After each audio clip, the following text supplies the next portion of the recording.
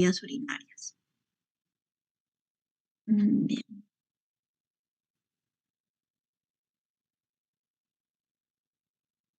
Bien, como introducción, podemos comentar que las anomalías congénitas del riñón y vías urinarias se conocen con las siglas en inglés de CACUT.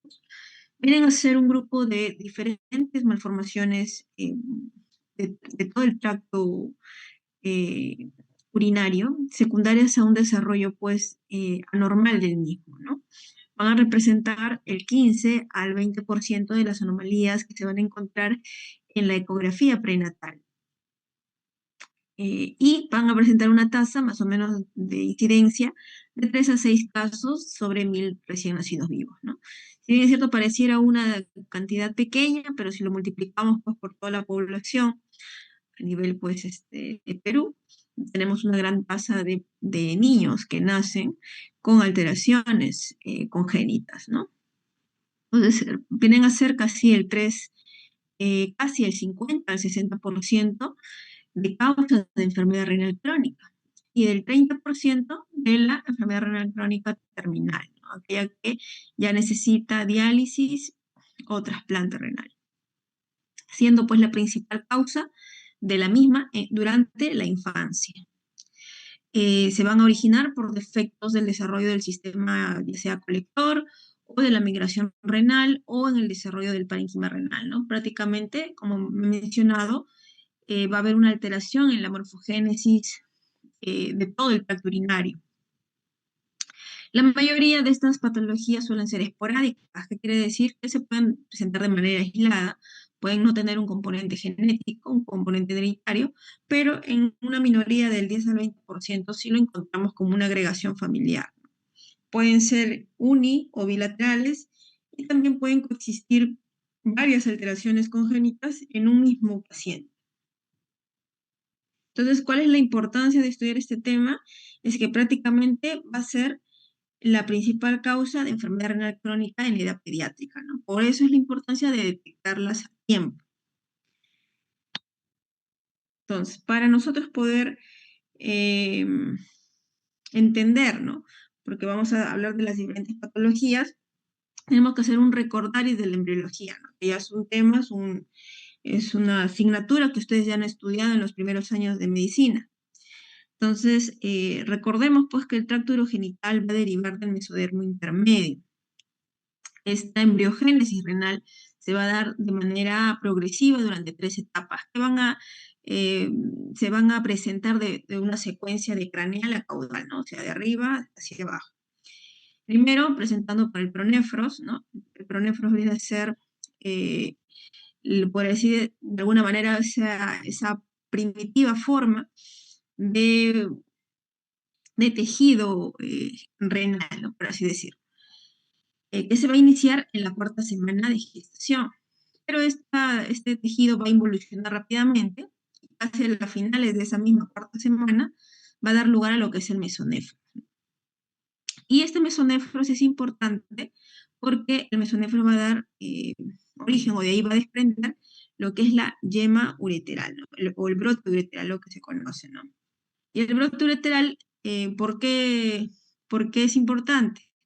Porque el brote ureteral, al unirse con el mesénquima metanéfrico, que es la tercera etapa de la embriogénesis renal, ¿no? Que se va a generar en la 5ª, 6ª semana de gestación y que va a dar lugar al riñón definitivo.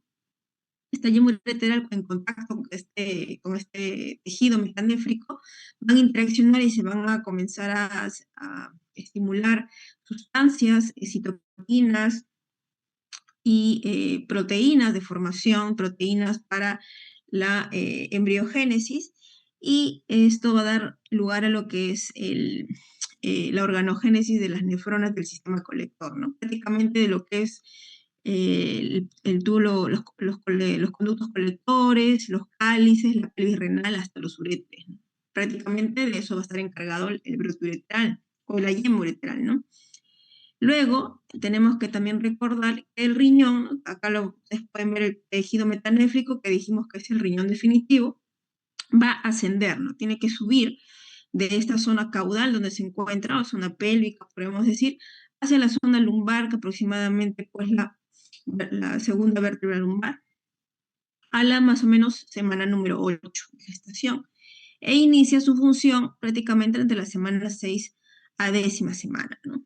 Y la vejiga, esto ya es muy aparte, que no lo hemos mencionado, la vejiga va a proceder del seno urogenital, ¿no? Que es otra estructura, no viene, no hemos hablado para nada de esta parte del tema renal, porque proviene de otro tejido. Entonces este seno urogenital va a dar lugar pues a la vejiga, ¿no? La nefrogénesis, como mencionábamos, va a comenzar en la semana número 10 y va a finalizar prácticamente a las 36 semanas, ¿no? Entonces ha sido un breve repaso rápido de la embriogénesis renal, ¿no? Y nosotros, más que todo, ¿para qué hemos mostrado esto? Para que ustedes entiendan que durante todo, en cualquiera de estas etapas, ¿no?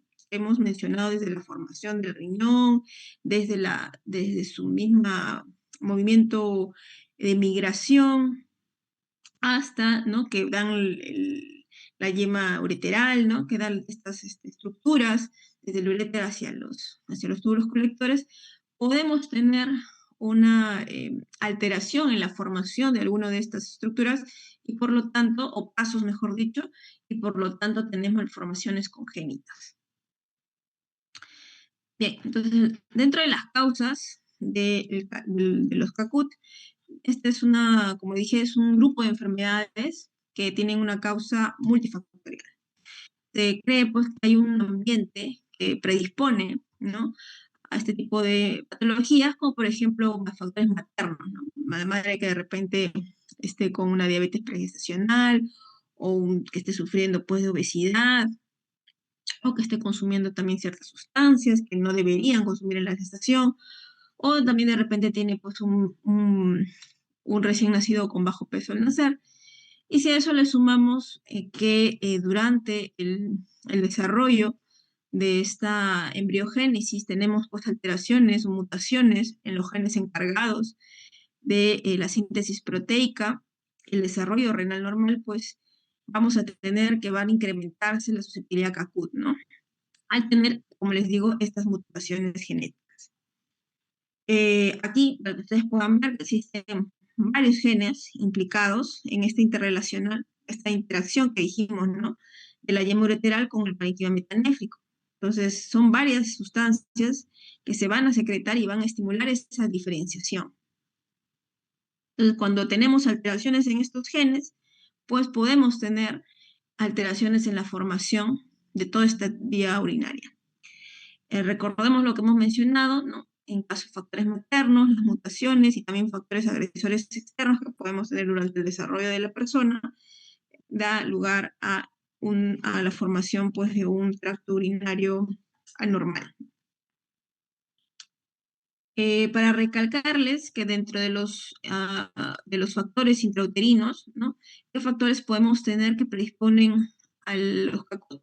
Por ejemplo, que la madre tenga una dieta baja en proteínas. Recordemos que las proteínas son importantes para la síntesis de tejidos, ¿no? Entonces, alta cantidad de sodio también, o muy baja cantidad de sodio también puede estar implicado en ello.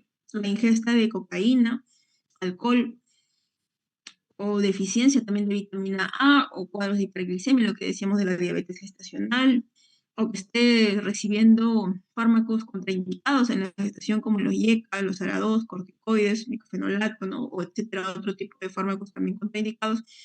Todo esto sumado a lo que mencionábamos de los factores de mutación y ambientales, pues genera lo que mencionábamos que los CACUT, ¿no?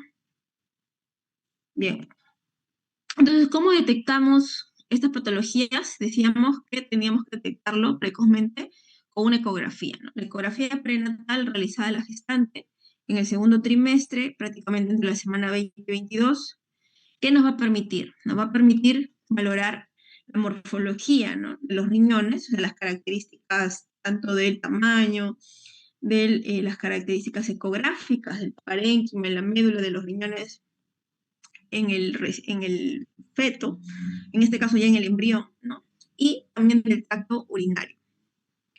Igualmente, podemos valorar a través de la ecografía la cantidad de líquido amniótico que se va a formar, ¿no?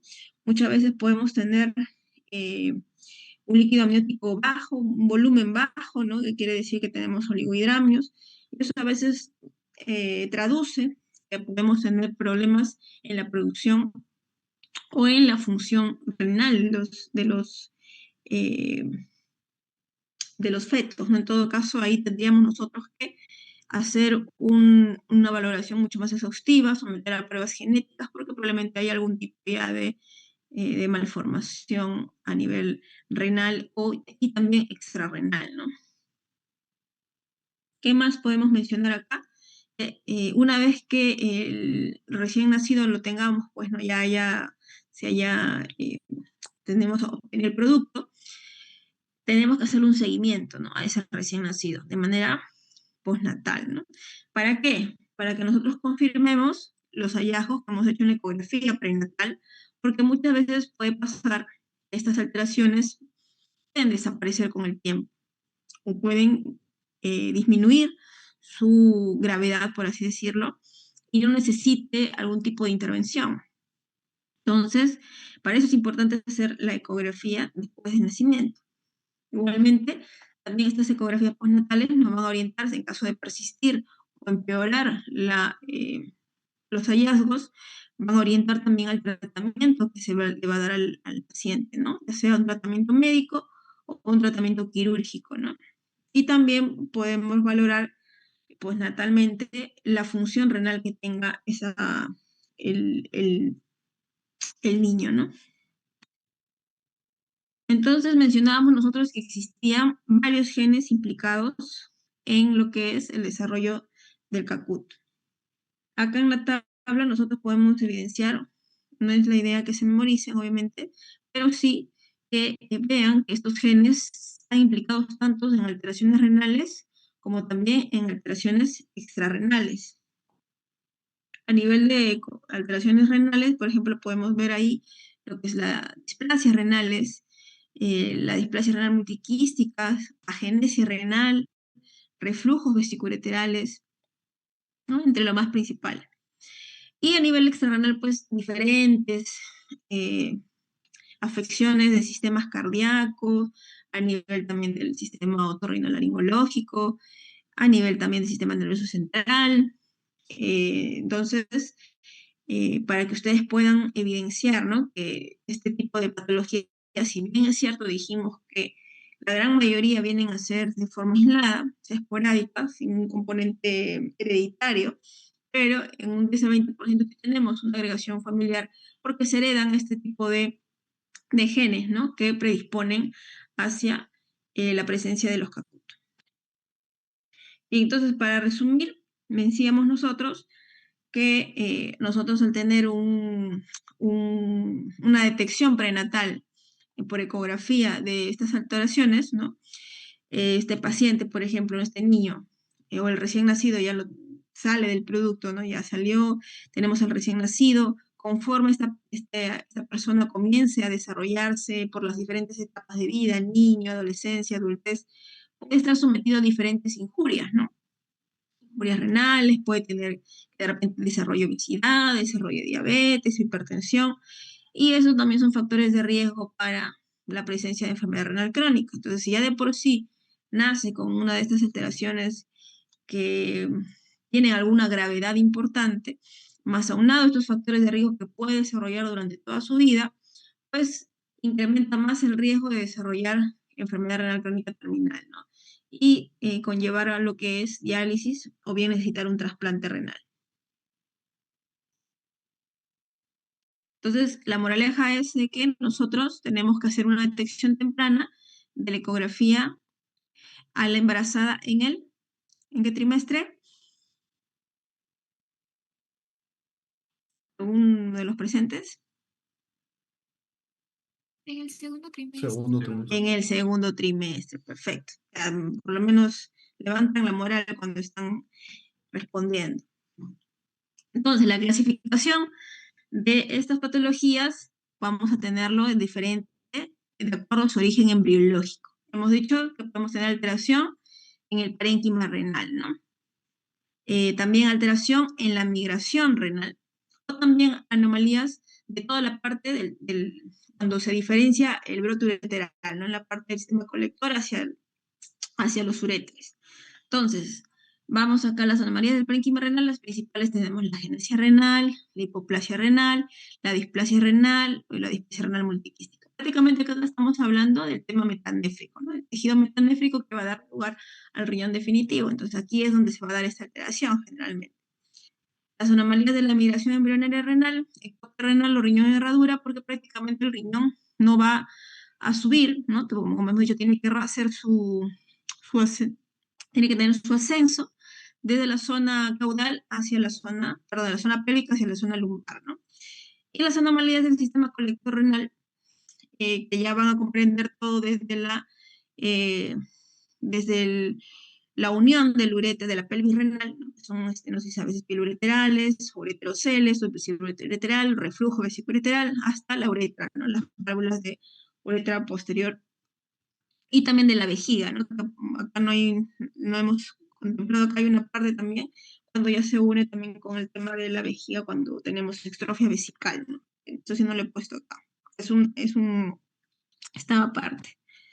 La mayoría de estas patologías, mencionamos, vienen a ser asintomáticas, incluso transitorias. ¿Y cuál es la frecuencia de los CACUD en general? La gran mayoría vienen a ser dadas por anomalías en el sistema excretor, o sea, de la última división, ¿no? Las anomalías del sistema colector, que vienen a ser dadas por dilataciones, por lo general, ¿no? De manera obstructiva o no obstructiva, siendo las más frecuentes las ectasias transitorias.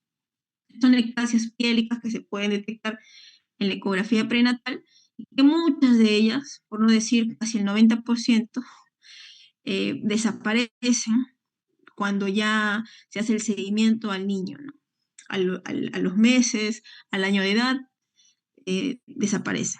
Entonces, no necesita ningún tipo de intervención. Luego tenemos otras ya menos frecuentes, lo que son las estenosis, ¿no? Piloreterales, reflujos vesicoureterales, y todo lo que llevaba al tema del sistema excreto renal, ¿no? Luego tenemos como siguiente frecuencia lo que son las alteraciones del parénquima renal, lo que decíamos de la agenesia, la displasia renal o de la displasia renal multiquística. Y por último, las anomalías de la posición o la migración renal, ¿no? Que está dentro de la ectopia y el riñón en herradura. Entonces vamos a hablar de cada una de estos grupos. Empezamos por las anomalías del parénquima renal, que prácticamente vienen a ser las más graves, ¿no? ¿Por qué vienen a ser las más graves? Porque van a afectar el tejido renal funcional, ¿no? El parénquima en sí, donde se encuentran las nefronas, el glomérulo, el cual se encarga la función de filtración, reabsorción y todas las funciones tubulares que ustedes han estudiado en fisiología renal. Debido a eso, estas patologías pues, van a disminuir la función renal que le queda al paciente. Implica prácticamente una disminución en el número de nefronas funcionantes, ¿no? Lo cual va a ser un factor pronóstico de la función renal a largo plazo.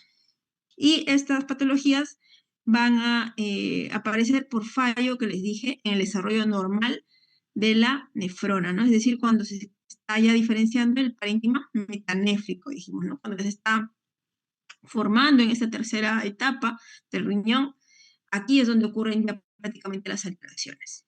Entonces, están como resultado, como les digo, perdón, la displasia, la hipoplasia, agenesia y las enfermedades quísticas. Entonces, empezamos con la agenesia renal. La agenesia renal, como su mismo nombre lo dice, es la ausencia. No va a haber un tejido, un parénquima renal, es decir, prácticamente el paciente va a nacer sin un riñón, por lo general, porque si nace sin los dos riñones, eso es incompatible obviamente con la vida, ¿no? Pero es la ausencia, como les digo, del parénquima renal. Y esto se va a originar por una disrupción pues, del desarrollo metanéfrico que ya hemos mencionado. Generalmente es en el sexo masculino y se da de manera, como les digo, unilateral. El diagnóstico va a ser ecográfico y para eso tenemos que descartar que no haya una ectopia renal. ¿Qué quiere decir esto? Que el riñón no esté en otra posición, en otro lugar. Para eso también se hacen unos estudios, se descarta que no esté en otra posición, entonces no tenemos ausencia del tejido renal, entonces solamente tiene un solo riñón, paciente tiene agenesia renal. Como la gran mayoría de estas patologías que ya vamos a ver a lo largo de las presentaciones, se va a asociar a otras, ¿no? Como por ejemplo el reflujo vesicoureteral, generalmente se asocia a este con un 37%, también a estenosis periureterales o estenosis ureterovesicales o anomalías también extrarrenales. En cuanto a la hipoplasia renal, acá sí va a haber tejido renal, ¿no? Vamos a tener, perdón, dos riñones, pero uno de ellos va a estar disminuido en el número de nefronas funcionales normales, como de tener un riñón más pequeño, ¿no? En otras palabras. ¿Y qué va a pasar con el riñón contralateral? Pues como ven en el gráfico, va a estar eh, hipertrofiado porque va a tratar de compensar la función faltante. Y si uno hace una biopsia renal a estos riñones, o mejor dicho, se hace la biopsia renal al riñón hipoplásico, todo va a estar normal. No va a haber tejido displásico acá. Todas las estructuras del riñón van a estar conservadas. Solamente que es en menor número, como le digo, de nefronas. Más frecuente en el sexo femenino y de manera también unilateral. El diagnóstico igualmente es la ecografía prenatal. Generalmente, reducción del tamaño renal en 2 desviaciones estándar de la media según la edad, ¿no? Para eso, los nefrólogos pediatras manejan unas tablas del tamaño renal que deben tener los pacientes de acuerdo a su edad. Entonces, conforme el niño va creciendo, también el tamaño renal o los riñones van creciendo. Y para eso los comparan con esas tablas, ¿no? En casos de una hipoplasia renal unilateral, como les mencionaba, ocurre la hipertrofia compensadora del riñón contralateral, que también se va a ver en la ecografía. Y se suele asociar igualmente con reflujos vesicoureterales y otros síndromes un poco más raros, ¿no? Ahora entramos en lo que es la displasia renal. A diferencia de sus antecesores que hemos hablado, o mejor dicho, de la hipoplasia renal, que era un riñón, por así decirlo, normal, pero más chiquito, este viene a ser una diferenciación ya del tejido renal de manera anormal, ¿no? ¿Qué quiere decir esto? Que vamos a encontrar tejido displásico, tejido alterado, prácticamente tejido normal renal va a estar disminuido, ¿no? Va a estar reemplazado podemos tener quistes, por ejemplo, ¿no? A nivel de tejido renal, y esto va a afectar, por lo tanto, su función. Más frecuente de manera unilateral, y generalmente, por lo general, los riñones displásicos suelen tener un tamaño menor a lo que le correspondería, ¿no? Por edad del paciente. El diagnóstico igualmente es ecográfico, y a las características ecográficas va a ser como si hicieran una ecografía a un paciente con enfermedad renal crónica, ¿no? ¿Cómo se ve la ecografía de un paciente con enfermedad renal crónica? No, vamos a ver una desdiferenciación corticomedular, ¿no? Va a haber pobre diferenciación corticomedular con zonas de hiperrefringencia, podemos ver quistes parenquimatosos, incremento en la ecogenicidad, ¿no? Debido a que el tejido parenquimal va a estar prácticamente anormal, con fibrosis. Entonces, es casi como si ya el paciente tuviera un RC, ¿no? En ese características ecográficas, ¿no? De un RC. Entonces, eso se va a caracterizar el riñón displásico. Por lo tanto, el riñón contralateral también va a sufrir también un efecto compensatorio porque pues, el otro riñón no tiene la misma función. Puede asociarse también a otras anomalías como hidronefrosis, duplicaciones renoureterales y reflujos vesicoureterales. Entonces ya han visto o estamos entendiendo las diferencias de esta primera parte de las alteraciones morfológicas del parénquima renal, ¿no? Y tenemos la otra patología que es la displasia renal multiquística. Esta displasia renal multiquística viene a ser la displasia renal, pero de una forma mucho más grave y más extrema, ¿no? ¿Por qué les digo que es la forma más grave? Porque el tejido renal prácticamente, no hay tejido renal casi acá. Todo va a estar completamente sustituido por quistes de diferentes tamaños, en forma pues de racimos de uvas, como pueden ver en el gráfico. Y y estos quistes van a estar separados prácticamente por un tejido que encima va a estar displásico. No es un tejido normal. Entonces, podemos decir que este riñón con displasia renal multiquística, pues prácticamente su función es muy pobre. Este tipo de enfermedad, la patología, es la más frecuente de enfermedad quística renal y displasia renal en los niños.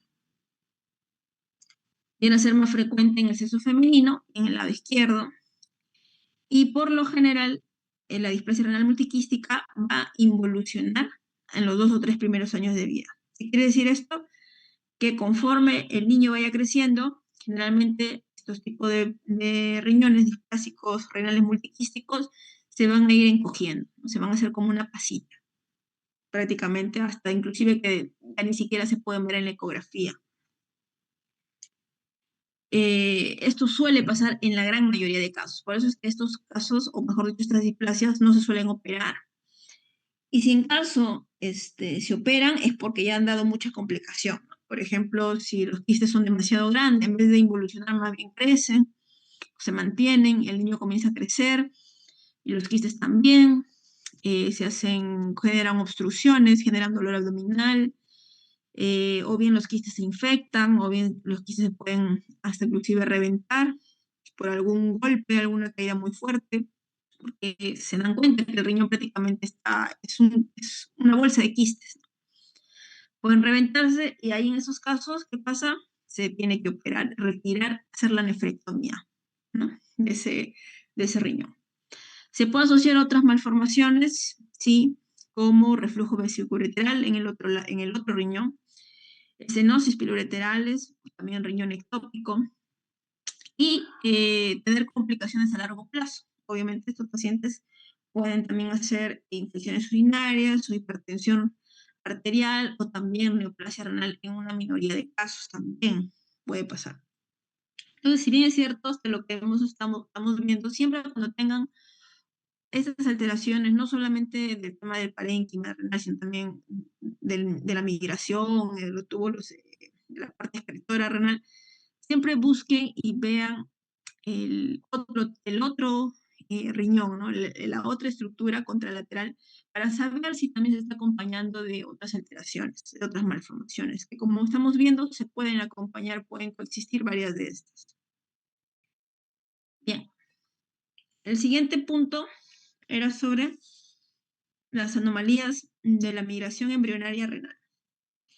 Y aquí estamos hablando que decíamos que los riñones pues deben completar su migración y rotación en la semana 9 de gestación. Decíamos que los riñones tienen que ascender de la zona pélvica a la zona lumbar y tienen que hacer un movimiento de rotación de anterior a medial, ¿no? O sea, por eso que la pelvis renal tiene que quedar hacia medial. Pero en estos casos, como falta la rotación, pues la pelvis queda hacia la zona anterior. Y esta interrupción embriológica va a dar lugar, como les comento, a la ectopia renal, porque el riñón no va a llegar a su lugar, pues se va a encontrar en todo menos la zona lumbar, y defectos de fusión, ¿no? Lo que se conoce como riñón en herradura. Entonces, tenemos la ectopia renal. Esta ectopia renal va a ocurrir cuando el riñón no asciende, como decíamos, de manera normal, desde la pelvis hacia la fosa renal. La mayoría de las ectopias renales vienen a ser asintomáticas, no duelen, no dan ninguna molestia y generalmente suelen tener una función renal disminuida. Como les comenté, va a tener esta falta de rotación de anterior a medial y se pueden clasificar en 2 tipos: un riñón ectópico simple o un riñón ectópico cruzado. El más frecuente es el riñón ectópico simple. ¿Qué quiere decir con simple o cruzado? Simple significa que el riñón del lado que le corresponde se encuentra ahí, pero solamente en otra posición, fuera de la fosa lumbar, ¿no? Pero el riñón ectópico cruzado significa de que va a cruzar la línea media, o sea, no va a estar en el lugar en el lado donde le corresponde, sino va a cruzar la línea media y por lo tanto va a alojarse más bien en el lado donde se encuentra el otro riñón, ¿no? Entonces, tenemos que decíamos que el riñón ectópico simple es el más frecuente, ¿no? Suele ser a predominio izquierdo y suele ser un riñón más chiquito, como decíamos, hipoplásico y está rotado. Y el riñón ectópico cruzado, por ejemplo, acá en la parte inferior, por ejemplo, tenemos acá que este riñón izquierdo, ¿no? Ha cruzado, ha cruzado hacia la línea media, hacia el lado derecho. Y acá, por ejemplo, tenemos un riñón cruzado bilateral, ¿no? Los dos riñones han cruzado la línea media hacia los lados contralaterales. Entonces, esto, generalmente cuando pasa esto, que cruzan la línea media, pueden inclusive hasta fusionarse, ¿no? En un 85 a 90% de los casos. Y el resto, pues, están sin fusión. El diagnóstico del riñón ectópico, ¿cómo lo vamos a hacer? En base a la ecografía, primeramente, ¿no? Hacemos la ecografía del paciente, no vemos un riñón, puede ser que tenga riñón ectópico. Descartemos, ¿no? Puede ser agenesia renal, pero sí, pero ya hemos dicho, para nosotros afirmar que es agenesia renal tenemos que descartar que no tenga un riñón ectópico, porque hemos mencionado que el riñón ectópico no se encuentra en su lugar, entonces tenemos que hacer una gamografía con MCA, que este isótopo, esta molécula va a ser captada por el tejido renal. Entonces, al momento que nosotros sometemos a este procedimiento al paciente, vamos a ver en la gamografía, en la imagen, dónde se encuentra el riñón y va a estar captando esta sustancia. Y lo podemos encontrar en diferentes zonas. Puede estar en la zona pélvica inferior, puede estar en la zona abdominal o inclusive en la zona torácica, que son casos muchísimo más raros. Se puede asociar, como hemos visto en la gran mayoría de casos, a otras alteraciones, como cuál es el reflujo vesicoureteral, estenosis ureterales o también formando parte de otros síndromes menos frecuentes, tipo Bacter o Church. Las complicaciones de ellos, de esta ectopia, generalmente infecciones urinarias o también la presencia de cálculos renales. La otra patología dentro de lo que es la migración renal viene a ser el riñón de herradura. El riñón en herradura es la anomalía de función más frecuente y se va a deber a una migración de las células nefrogénicas por los conductos primitivos antes de la quinta semana de gestación. Generalmente se va a presentar en el sexo femenino y como podemos ver en la imagen de la derecha, estos riñones ectópicos se encuentran unidos por un tejido intermedio que se conoce como el istmo, ¿no? Una unión acá. En la parte baja, por lo general, se encuentran unidas en el 90% de los casos en el polo inferior. Y generalmente esta fusión se va a producir antes de que los riñones asciendan, ¿no? Y por lo tanto, como no van a ascender, tampoco no van a rotar. Y van a tener, pues, los pelvis renales también de estos dos riñones van a estar hacia una zona más anterior. Ven en la figura que este istmo está irrigado por arterias anómalas, no viene por la arteria renal. Ya han estudiado en la fisiología que los riñones vienen de irrigación por las arterias renales, que tienen diferente ramificación dentro del parénquima renal. En cambio, este istmo viene, o por lo general tiene una arteria accesoria que lo irriga, que puede venir de la aorta abdominal, o puede venir de la mesentérica inferior, o de las arterias ilíacas también pueden venir. ¿Qué más podemos decir? De que también el riñón en herradura se asocia pues a otras alteraciones como el reflujo vesicoureteral, ¿no? Estamos viendo que el reflujo vesicoureteral, si se han dado cuenta hasta el momento, se asocia también a varias de estas patologías. Por eso es importante siempre descartarlas. Infecciones urinarias, estenosis pielo-ureterales, hidronefrosis, cálculos, ¿no? El riñón de herradura se suele asociar al síndrome de Turner, por ejemplo, y también tiene un riesgo aumentado de desarrollo de cáncer, como el tumor de Wilms. Bueno, entonces hasta acá hemos hablado de las dos, hasta el momento las dos principales clasificaciones, ¿no? Del desarrollo de los CACUT. Ahora vamos a la última parte, que son las anomalías del sistema colector renal. Estas anomalías van a prácticamente englobar alteraciones en la pelvis renal, como por ejemplo estenosis de la unión pielo-ureteral, anomalías del uréter, como el megauréter primario, o el uréter ectópico, o el ureterocele, o también el reflujo vesicoureteral, y en el caso de la vejiga como el extrofia vesical, y en la uretra como las válvulas de uretra posterior. Bien, entonces vamos a hablar cada una de ellas en cuanto a lo que es la estenosis vesicoureteral y megauretra. En general, las estenosis uretrales pueden aparecer ya sea a nivel de acá, de la unión de la vejiga con la uretra, vesicouretrales, o a nivel de arriba, de la unión pielo-ureteral, ¿no? La estenosis pielo-ureteral. Ahí podemos tener nosotros este tipo de estenosis. Y obviamente que estas patologías van a condicionar o van a producir hidronefrosis. El megaureter, que es este gráfico que estamos viendo en el lado derecho, ¿no? Cuando nosotros tenemos estenosis vesicoureteral, se puede formar lo que es el megaureter. Este megaureter tiene un diámetro más de 7 milímetros, desde la semana 30 de edad gestacional hasta los 12 años de edad. Es más frecuente en el sexo masculino y en el lado izquierdo. Y podemos encontrar dos tipos de megaureter, el primario o el secundario. El primario prácticamente por una normal función, ¿no? Una normalidad de la función anatómica de la unión ureterovesical, acá a nivel justo de la desembocadura del uréter en la vejiga. Y el megaureter secundario prácticamente es por alguna alteración neurológica o alguna compresión extrínseca que puede generar dilatación. Por ejemplo, en el caso de mielomeningocele, sabemos que ahí pues, hay una disfunción vesical importante que genera pues, una retención urinaria importante y por lo tanto podemos tener una dilatación ureteral. Igualmente, si nosotros tenemos, por ejemplo, las válvulas de uretra posterior que se da en los niños, esta obstrucción a la salida de la orina, igualmente, de forma retrógrada, todo también se va dilatando y tenemos lo que conocemos del megaureter, ¿no? Entonces, prácticamente esta megaureter, como les digo, generalmente puede ser primario por una alteración intrínseca acá de la musculatura de la inserción del uréter con la vejiga, o bien secundaria por alguna causa extrínseca que haga la obstrucción, que genere obstrucción a la salida de la orina y por lo tanto que genere de forma retrógrada esta dilatación ureteral. La mayoría de los megauréteres son refluyentes no obstructivos. ¿Qué quiere decir esto?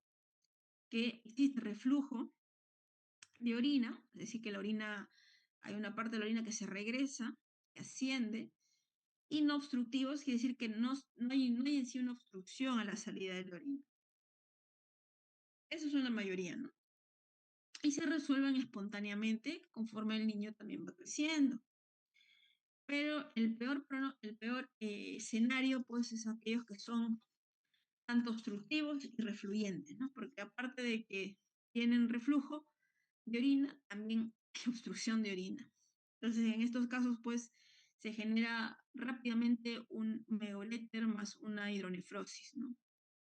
Entonces, en estos casos que decíamos, cuando tenemos esas complicaciones más graves, más complicaciones, más seriedad, pues los casos de la cirugía también se instauran. En estos casos normalmente pues, vamos a tener complicaciones como infecciones urinarias a repetición, porque hacen reflujo, como les digo, reflujo urinario. Podemos tener también que ya de tanta hidronefrosis que también se forme, podemos tener un deterioro de la función renal diferencial, ¿no? Que eso se detecta a partir de la gammagrafía. Ven cuánto de función renal tiene el riñón derecho, el riñón izquierdo, de acuerdo a esta función renal diferencial, y van viendo, ¿no? Lo normal es que sea más o menos el 50%, pero cuando hay un deterioro menos del 40%, algunos autores mencionan que hay que operar, ¿no? Hay que corregir esta estenosis. Y lo otro, que podemos tener también, qué casos pueden estar a indicar la cirugía cuando tienen un gránulo megaureter, ¿no? Es totalmente deformante, entonces que inclusive ocupa espacio, ¿no? Comienza a comprimir también ciertas estructuras abdominales, entonces ya también da molestias y hay que operar. La otra patología de estenosis, dijimos, está en la unión de la pelvis con el uréter, ¿no? Piel ureteral. Prácticamente la estenosis de la unión piel-ureteral es la causa más frecuente de obstrucción del tracto urinario superior. siendo la causa más frecuente de hidronefrosis en la edad pediátrica, del 10 al 30%. Más frecuente en el sexo masculino y también en el lado izquierdo. La causa suele ser la estenosis intrínseca del uréter proximal, como ustedes ven en el gráfico. Hay una estenosis acá, el uréter proximal, y menos frecuente por una obstrucción extrínseca también a la salida de la orina, ya sea por un cruce vascular, por ejemplo, de una arteria que pase, también, ¿no? Que lo esté comprimiendo. Pero eso es una causa más rara. El diagnóstico de esta estenosis es por ecografía prenatal y generalmente se va a detectar como una hidronefrosis, porque como la estenosis está bien proximal a la pelvis, ¿no? Está bien proximal, rápidamente esto genera una hidronefrosis. Y si en caso no se detectara intraútero, ¿no? Durante la gestación, entonces ya cuando el niño nace, podemos ver lo que va a comenzar a tener distensión abdominal, porque la formación de hidronefrosis va a generar un aumento de volumen, se va a sentir como una masa palpable, e inclusive un poco de dolor, ¿no? Infecciones urinarias y hematuria, ¿no? Complicaciones que puede dar ello también reflujo vesicular. ¿En qué casos también habría que operar, no? Porque igual que la estenosis vesicular, igualmente cuando tenemos una hidronefrosis en aumento, ¿no? O una función renal diferencial menos del 40%, o aparición de síntomas, pues hay que hacer la intervención como una pieloplastia, en donde la parte, como ustedes ven, de la estenosis, lo cortan, lo resecan, lo reseccionan y hacen una nueva anastomosis de lo que queda, ¿no? De tal manera que esto de alguna manera alivia la salida de la orina, pero puede persistir una pequeña dilatación todavía residual. Bien, entonces el siguiente patología viene a ser la duplicidad renoureteral. Esta duplicidad se da por una duplicación en la yema uretral, ¿no? Que dijimos da origen a los uréteres. Y se va a desarrollar, pues, un riñón formado por dos hemirriñones, para que lo puedan entender, ¿no? Cada uno va a tener sus sistemas pilocaliciales y sus uréteres. Generalmente esta duplicidad renoureteral es asintomática y también se detecta por ecografía. Podemos tener dos tipos, la incompleta o la completa. La incompleta viene a ser la forma más frecuente y ustedes ven acá el riñón, por ejemplo, no tiene, como les digo, 12 hemirriñones, donde, por ejemplo, en la parte superior, en la parte inferior salen dos uréteres que se unen antes de la desembocadura a la vejiga, ¿no? Entonces, imagínense, se conoce como reflujo en yo-yo, ¿no? En cambio, la duplicidad renoureteral completa es la menos frecuente y ambos uréteres van a desembocar por separado a la vejiga. Se dice pues que el de mi riñón superior suele ser un riñón displásico, ¿no? O sea, tejido anormal, y el uréter va a desembocar en un aporte más inferior, ¿no? Y esto va a dar lugar pues a que se complique con reflujos vesículo-ureterales, o se puede asociar también con ureteroceles, o también una implantación ectópica del uretro, que puede darse a nivel del cuello vesical, a nivel de la uretra, de la vagina o del útero, dando pues infecciones urinarias o también infecciones de la vía genital como vulvoginitis o incontinencia urinaria. En cambio, el hemirriñón inferior, que se encuentra en la parte baja, tiene por lo general un tejido parénquima renal normal y se va a continuar con un uréter que sí va a tener una desembocadura normal, ¿no? En su posición de la vejiga, pero también puede asociarse a reflujo o estenosis pielouretral. Entonces, estas patologías hay que corregirlas, ¿no? Porque normalmente, como ustedes pueden ver, se asocian a infecciones, a complicaciones de reflujo, entonces sí habría que también intervenir para evitar este tipo de, eh, de complicaciones en el niño, ¿no? La otra patología es el ureterocele, ¿no? El ureterocele decíamos que se suele o se puede presentar en esta implantación del uréter, en la parte superior, ¿no? Que decíamos cuando se implanta hay una dilatación acá, como una bolsita, como ven, un ureterocele igualmente, ¿no? Entonces acá lo podemos señalar ya más específico, viene a ser una dilatación quística de este segmento terminal intravesical, ¿no? De la implantación del ureter en la vejiga. Acá, como ustedes pueden ver en el gráfico, hay una dilatación como una bolsita, y esto se suele generar o se suele presentar en las mujeres de manera también unilateral. La forma más frecuente de presentación viene a ser por infecciones urinarias en los primeros meses de vida. Y como mencionábamos, el 80% se asocia al polo superior de un riñón duplicado, lo que mencionábamos de la duplicidad ureteral, y el 60% tiene un origen, un orificio ectópico en la uretra, ¿no? O sea, sale la uretra, por ejemplo, este tiene una implantación ectópica, por ejemplo, en la uretra, en caso en caso fuese de las niñas, viene a ser la causa más frecuente de obstrucción uretral, ¿no? Si el uretra desemboca en la uretra. Se puede asociar también a reflujo vesicouretrales, estenosis uretrovesical. Y la mayoría, como ya es de suponer, como genera esta dilatación quística y predispone a infecciones y todas las complicaciones, pues sí necesita un tratamiento quirúrgico, en la gran mayoría de casos. Siendo la punción endoscópica, pues la técnica de elección para poder resecar esta dilatación. Bien, entonces de aquí tenemos, hasta ahorita todo bien, todo han entendido. ¿Sí están siguiendo la ilación? Sí, Sí, doctora. doctora. Sí, doctora. Perfecto. Entonces, la otra patología también bastante frecuente en la práctica clínica es el reflujo vesicoureteral, que ya lo hemos mencionado hasta el cansancio, ¿no? Es la que casi se repite en casi todas las patologías que hemos venido mencionando con las cuales se asocia. Entonces, el reflujo vesicoureteral es la anomalía congénita más frecuente, ¿no? Y se va a definir por el reflujo retrógrado normal de la orina desde la vejiga hacia el uretra. Generalmente se presenta en el sexo femenino, suele ser bilateral y también, generalmente también dan formas graves de reflujo.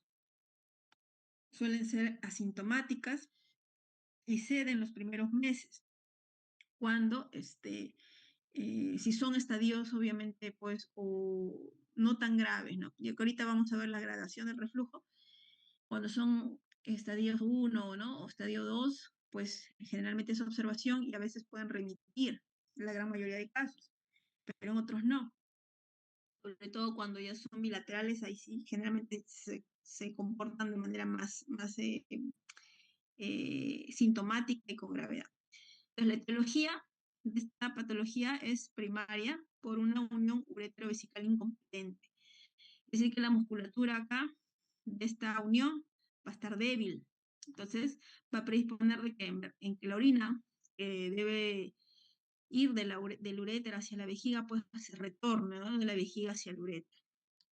Y también tenemos una etiología secundaria por también obstrucción a la salida de la vejiga, ¿no? Que ya hemos mencionado, como por ejemplo el mielomeningocele, o que tenga pues una estenosis de la uretra, o un compromiso uretral, ¿no? De las válvulas de uretra posterior que mencionábamos también.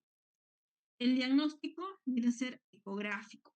Igualmente, podemos tener hidronefrosis, ¿por qué? Porque hay una obstrucción, va a haber, perdón, un reflujo vesicoureteral, la orina va a subir de manera retrógrada hacia el riñón y por lo tanto va a aumentar la presión acá también intrarrenal y por lo tanto los cálices se van a ir dilatando y se va a ver que va a haber hidronefrosis. El gol estándar para detectar el reflujo vesicoureteral viene a ser la cistouretrografía miccional retrógrada, o lo que se conoce como sus siglas como CUMS. ¿Por qué es el gol estándar? Porque nos va a detectar dos cosas. Nos va a permitir ver la gravedad, que es lo que le digo, la estadificación de los grados del reflujo, y también nos va a permitir ver si tiene otras anomalías asociadas. Acá abajo podemos ver, por ejemplo, la imagen de un CUMS bilateral, ¿no? Un CUMS donde vemos reflujo vesicoureteral, ¿no? Con la dilatación de los cálices de los dos riñones, a predominio derecho. Las complicaciones de este reflujo vesicoureteral vienen a ser las infecciones urinarias y que como esta patología va a causar hidronefrosis, va a generar también de que a lo largo del tiempo progrese rápidamente enfermedad renal crónica. Y es la principal causa de enfermedad renal crónica en la infancia, ¿no? El reflujo vesicoureteral. La etiología del reflujo viene a ser dada, ya hemos mencionado, por una anomalía de madurativa del mecanismo valvular de la unión uretrovesical. Entonces, este túnel que está formado, ¿no?, de la vejiga a la implantación del uréter suele ser muy corto, no tiene un buen mecanismo valvular y por lo tanto la orina se regresa, ¿no?, de manera retrógrada. ¿Y cómo así, no? Recordemos que hemos mencionado que la yema ureteral, perdón, nosotros habíamos mencionado que la yema ureteral de origen al uréter, ¿no? Dentro de varias estructuras el uréter también. Y este origen de la yema ureteral ocurre muy cerca de la futura vejiga, entonces el orificio va a estar desplazado lateralmente y por lo tanto el túnel de su mucosa va a estar más cortito. Entonces, este túnel, eh, conforme un niño va creciendo, se va alargando también. Y esto va a aumentar, pues, la competencia de la válvula y podemos tener una resolución del reflujo vesicular en la gran mayoría de niños, como les digo, ¿no? Cuando este reflujo, pues, no tiene una gravedad importante. Pues, generalmente en los estadios precoces pasa esto, ¿no? El niño va creciendo, el túnel se va madurando, por así decirlo, va agarrando más fuerza la musculatura, entonces ya cesa el reflujo y no necesita ninguna intervención. Entonces, mencionábamos que el reflujo tiene una clasificación. Son 5 grados del reflujo vesiculolateral, según el estudio de reflujo internacional. Hay un comité que estudió ello. Entonces acá, esto prácticamente vienen a ser las imágenes, según, pues, imagínense que estas son las imágenes del CUMS, ¿no?, que ya les he mencionado.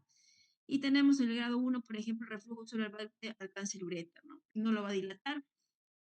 En el grado 2 podemos tener que el reflujo va a alcanzar el uréter, la pelvis y los cálices, pero tampoco no los va a dilatar. En el grado 3 ya tenemos una ligera dilatación del uréter, la pelvis y los cálices, pero se va a estar preservando los fornix. En el grado 4 ya hay una moderada dilatación de todo lo que hemos venido mencionando y va a haber también tortuosidad. Y se va todavía a mantener lo que son las impresiones papilares. Ya en el estadio 5 hay una gran dilatación, ¿no?, de todo el uréter, la pelvis, los cálices, ya prácticamente hasta se va a ver muy deforme, pérdida de la morfología y prácticamente va a quedar poco parénquima renal, ¿no? Porque tanta dilatación va a haber, el parénquima se va acortando. Como hemos mencionado, el grado 1 y 2 suelen ser los grados leves, que generalmente tienen una resolución espontánea. El grado 3 es un grado moderado y los 4 y 5 vienen a ser los grados graves. El tratamiento del reflujo vesiculolateral va a prevenir o busca prevenir las infecciones urinarias, ¿no?, recurrentes, lo que es la pielonefritis y la formación de cicatrices renales. Pero como hemos dicho, este reflujo va a llegar hacia los cálices y por lo tanto podemos tener infecciones urinarias, pues, a repetición y que se compliquen, como les comentaba, con pielonefritis. Cuando tenemos pielonefritis, prácticamente cuando tenemos grados de pielonefritis severas, ¿no?, con sepsis, estas complicaciones fuertes de infección, por lo general pueden generar cicatrices renales, ¿no? Y eso va disminuyendo la función renal del paciente. Puede establecerse de forma secuencial el tratamiento, ¿no?, dependiendo, por ejemplo, como les digo, depende del grado del reflujo y la aparición de infecciones urinarias, ¿no? El tratamiento, acá vemos el algoritmo diagnóstico, ¿no? Tenemos, por ejemplo, las medidas generales que hay que dar a todos los pacientes con reflujo. A se le tiene que hacer una educación miccional, decirles, pues, que no tienen que aguantarse la orina, tienen que ir al baño a orinar, tienen que también tomar líquidos, un control de disfunción vesical, les enseña a hacer ejercicios también para ello, ingesta abundante de líquidos, como les comento, y control del orificio urinario. Tenemos dos conductas, ¿no? Una conducta expectante, si estamos ante grados leves, como le digo, 1, 2 o bueno, 3 en el caso de varones, y si tenemos, por ejemplo, pero si durante la observación este paciente comienza a hacer complicaciones, infecciones urinarias, como le digo, pielonefritis, etcétera, ya acá hay que hacer una intervención quirúrgica o endoscópica. En el otro caso, de que fuesen estadios graves, por decir, ¿no?, 4 o 5 o 13 mujeres, obviamente aquí hay que dar también una profilaxis antibiótica hay que valorar el daño ya en estos casos, ¿no? Hay que hacer su mamografía con MCA para ver la funcionalidad. Y si estos casos, como les digo, se complican con pielonefritis, pues también hacer la corrección quirúrgica o endoscópica. En conclusión, infecciones urinarias recurrentes en niños que están tomando profilaxis antibiótica, hay que dar un tratamiento quirúrgico. Y es más, cuando tenemos reflujo vesicoureteral asociado a otras patologías como ureterocele, duplicidad renal, también podemos intervenir de manera quirúrgica. Y en los estadios grados, en los grados altos, perdón, 4 o 5, que sobre todo persiste inclusive, ¿no? Por encima de los 3 años hay que hacer también la intervención quirúrgica. Tenemos, como dijimos, el reflujo se puede complicar con pielonefritis y a la larga esto genera lo que es la nefropatía por reflujo. ¿Qué significa? Que el riñón comienza a perder tejido funcional, a verse cicatrizado, formación de esclerosis. Y esta nefropatía por reflujo se puede detectar con la mamografía renal con ácido dimercaptol succínico, que es el DMCA. Para eso permite nosotros valorar la función, más o menos el daño renal, ¿no? Con el DMCA. Si ya tenemos un DMCA también nos arroja de que ya hay una función renal disminuida, probablemente ya este paciente pues tenga un mayor riesgo de desarrollar hipertensión arterial o enfermedad renal crónica a mediano plazo. Por último, hablemos de lo que es la distrofia vesical. No, penúltimo, perdón, es una patología previa. La distrofia vesical decíamos que es una malformación, o mejor dicho, lo mencionamos que es una malformación grave. ¿Por qué? Porque es un defecto del desarrollo de la pared abdominal que va a dejar descubierto a la vejiga, ¿no? Hacia el exterior. Y generalmente esta extrofia vesical va a estar dentro de un complejo patológico llamado extrofia de epispadias y está formado por un grupo de malformaciones. Por ejemplo, ¿no? Tenemos epispadias, que significa que la placa uretral está total o parcialmente abierta en la superficie dorsal del pene. Va a estar expuesto ese tejido. Tenemos extrofia vesical clásica. Cuando la placa vesical está abierta en la parte inferior del abdomen, la uretra es epispádica. Y la extrofia de cloaca, cuando la placa vesical y la porción ileocecal están unidas y abiertas, o sea, hay una exposición tanto de la parte de la vejiga como también de la parte ileocecal, mostrándose como una placa única en la región inferior del abdomen. Todas estas patologías, o mejor dicho, todas estas formas de presentación de la extrofia, es de tratamiento quirúrgico, pues, ¿no? Porque esto no se puede dejar así, hay que cubrir. Hay que hacer una corrección del abdominal para cerrar todos estos planos y que mantener estos órganos pues dentro de la cavidad abdominal. Y por último, ahora sí mencionamos lo que son las válvulas de uretra posterior. Las válvulas de uretra posterior vienen a ser membranas que van a obstruir la salida de la uretra, ¿no? Esto se presenta solamente en los varones. Como ustedes ven acá en la imagen, ¿no? Esta es la vejiga, acá está la uretra, y en esta parte, que ustedes ven la flechita, ¿no? Vamos a tener estas membranas, que son las válvulas uretrales, ¿no? Vienen a ser prácticamente la causa más frecuente de obstrucción congénita del varón. Y se va a creer porque se debe a una detención del desarrollo embriológico de la uretra entre las semanas 9 y 14. ¿Qué vamos a ver en la ecografía? Como no va a haber una salida de la orina correcta, porque acá va a haber como una estenosis, por así decirlo, ¿no? Va a cerrar estas válvulas, entonces todo lo de atrás se va a dilatar, ¿no? De tal manera que podemos tener una megavejiga, con signos de vejiga de lucha, ¿no? La pared se va a engrosar, vamos a ver la dilatación también de esta parte de la uretra dilatada, ¿no? Que es una uretra posterior dilatada, que se conoce como el signo de la cerradura. El momento que ustedes ven acá, por ejemplo, la ecografía, por ejemplo, acá lo ven, ¿no? Esta es la uretra dilatada, la uretra posterior, y esta es la vejiga, ¿no? Cómo se ha dilatado. Entonces, por eso le dicen el signo de la cerradura. O el ojo de buey también creo que le llaman. Se asocia esta patología a también reflujo vesicoureteral, disfunción vesical, displasia renal, y bueno, si esta patología sí es una emergencia urológica, sobre todo en la edad pediátrica, ¿no? ¿Por qué? Porque si no se resuelve ello, llega rápidamente a falla renal aguda y el paciente muere. O sea, el niño puede fallecer. Y para eso tenemos que eh, hacer una cistoscopía, porque la cistoscopía es tanto diagnóstica como terapéutica, ¿no? Diagnóstica porque va a poder ver la obstrucción a nivel de las válvulas que están acá cerrando la salida de la orina, la uretra, y terapéutica porque va a permitir también hacer la dilatación, ¿no? Y por lo tanto la ablación también de la zona estenosada, mejor dicho, de la presencia de las válvulas, ¿no? Que las van a poder eliminar.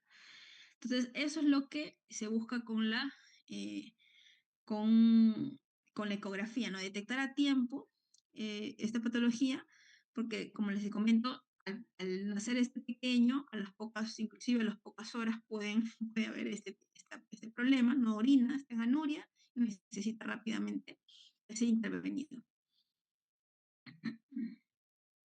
Conclusión, entonces, de los CACUT. Hemos dicho que podemos tener, por ejemplo, alteración en el número del tejido renal, por ejemplo, agenesia renal, ¿no? Podemos también tener alteración en el tamaño, el parénquima renal, hipoplasia renal, o el nivel de la posición que decíamos, ectopia renal, riñón en herradura. Igualmente en el parénquima renal decíamos que podemos tener displasia, ¿no? Que es lo que conocemos como displasia renal o displasia renal multiquística. Y en caso de dilataciones, si son obstructivas o no obstructivas, en caso de obstructivas, pues todas las estenosis que hemos mencionado, ¿no? Estenosis pieloureteral, estenosis vesicoureteral, estenosis de las válvulas de uretra posterior, y las no obstructivas como el reflujo vesicular, el megaureter y la sectasia, ¿no? La sectasia no la hemos tocado como tal porque solamente es la dilatación de la pelvis, como les digo, y es transitorio, ¿no? Como le dije, la gran mayoría, el 90% se resuelven solitas. Entonces, es una patología, es de lo más común que van a ver en la ecografía prenatal. Bien. Entonces, las conclusiones, entonces, las conclusiones de esta exposición, ¿cuáles serían? CACUT va a englobar un grupo de patologías que hemos mencionado que son muy frecuentes y se van a asociar a diferentes complicaciones, ¿no? Por lo general, infección urinaria, y van a ser la causa más importante de la enfermedad renal crónica terminal en la edad pediátrica. Lo que tenemos que llevar a casa es que tenemos, para poder detectar a tiempo y tratarlas a tiempo, hacer un seguimiento también, es hacer la ecografía prenatal a la mujer embarazada en el segundo trimestre. Realizar una correcta historia clínica, obviamente, para ver si hay un antecedente familiar de la madre, exposición a fármacos, como hemos mencionado, ¿no? Y problemas renales o patológicos que haya desarrollado la mamá, en búsqueda también de anomalías extrarenales al nacimiento, ¿no? También traicoloboma, sordera, hiperuricemia, hipomagnesemia, etc. Esto más que todo, cuando uno detecta ese tipo de patologías, justamente también se apoya de la parte de los médicos genetistas, ¿no? Porque los médicos genetistas también hacen su análisis, ¿no? De muestras sanguíneas para poder detectar qué tipo de genes tiene alterado el paciente. El seguimiento de estos pacientes debe procurar evitar los factores que van a agravar el daño renal congénito existente. ¿Por qué? Porque hemos mencionado que durante su crecimiento la persona está expuesta a diferentes factores, puede desarrollar otras enfermedades y sumar más riesgo a lo que ya tiene, ¿no? Por lo tanto, el manejo es multidisciplinario.